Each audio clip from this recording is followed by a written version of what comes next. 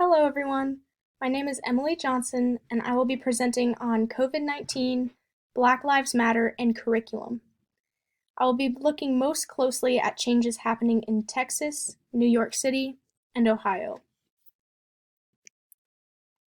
The Black Lives Matter movement has been ongoing for years, but there are some significant events that more strongly led to the summer protests that occurred simultaneously with the development of the COVID-19 pandemic. We start hearing about COVID in January of 2020, and the U.S. declared it a public health emergency on February 3rd. Later that month, Ahmaud Arbery is murdered, and his killers were not arrested until after a video of the incident went viral, which was 74 days later. In mid-March, Breonna Taylor is killed in her sleep by police, and schools across the country are shutting down because of the pandemic, including Ohio on March 12th, New York on March 16th, and Texas in late March. As the pandemic continues, schools remain shut down through the end of the school year, and the end-of-year tests are all canceled. On May 25th, George Floyd is killed by police. The viral video of the incident incites historic protests. By the next day, protests erupt in Minneapolis near the police station. By the 27th, the entire country is protesting, and by the 28th, protests have become international. The protests continue throughout the summer, and the number of protesters involved broke records. The pandemic and Black Lives Matter movement have both contributed to increased scrutiny of curriculum standards. COVID-19 and the sudden switch to virtual learning has made it clear that students are having trouble engaging and relating with the curriculum. The recent Black Lives Matter protests have increased awareness of racial issues and highlighted some problematic language in our curriculums. One state under heavy scrutiny is Texas. Its social studies curriculum has long been scrutinized for its problematic language surrounding issues of immigration. More than half of Texas's enrolled students are Hispanic. About a quarter speak Spanish as their first language, and about 1/5 of students are affected directly by immigration. It seems that the language surrounding immigration would be very important to these students.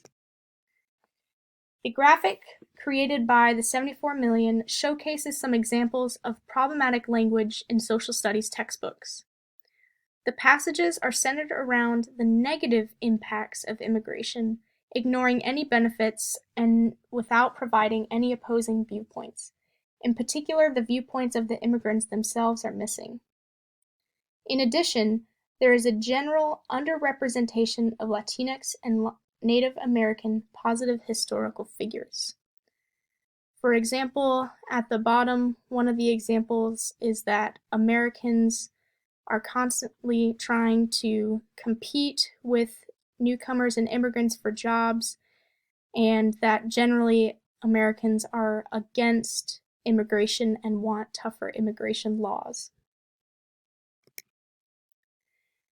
A petition has been started by Texas school alumni to revisit the Texas education standards and argues that teachers need more tools and more training in order to be explicit about culturally responsive education. The petition claims that the current curriculum leaves too much room for teachers to teach their own implicit biases. A second place taking a harder look at their school's curriculum is New York City. In particular, they are focusing on their required summer reading lists. Despite New York City's highly diverse student body, many reading lists still consist of up to 90% white authorship, even though the white population is only around 15% of the student body. This graphic shows data for 4 of New York City's largest high schools. It compares student ethnicity percentages with author ethnicities of the books on the school's reading lists.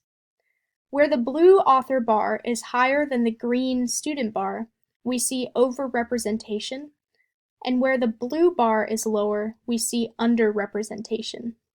White authors are consistently overrepresented, while Asian and Latinx authors are chronically underrepresented. This graphic shows a conglomerate of 11 different schools' reading lists and demographics, and we see the same trend.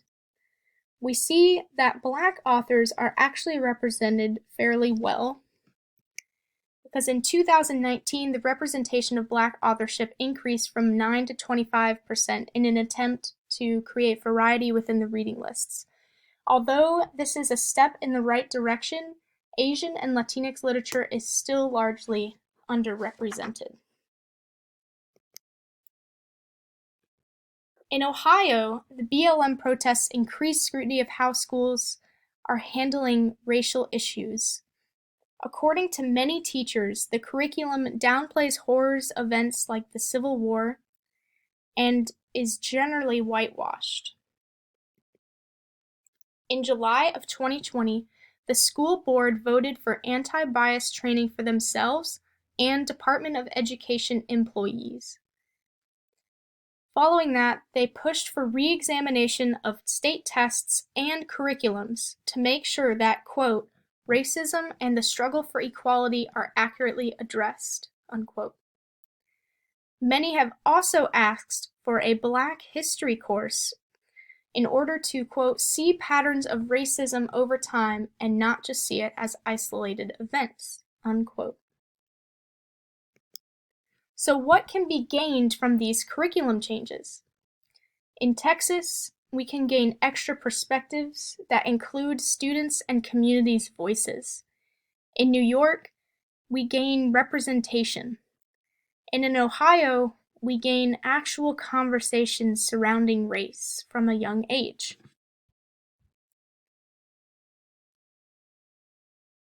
Hopefully these changes continue to be fought for. There are other places too, such as Washington, D.C., that are also making strides towards making education more inclusive, and hopefully more states will follow their example. If we can be inclusive, then we can be more engaging in this time complicated by both a pandemic and social unrests. Being inclusive means we have culturally responsive education. Research shows that culturally responsive education that centers students' experiences and voices benefits everyone and not just students of color.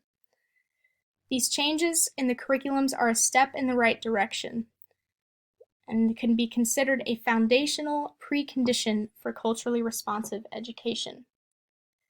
Not only will we be closer to learning well virtually by engaging our students, but we will also take steps towards tackling systemic racism. Thank you all for listening.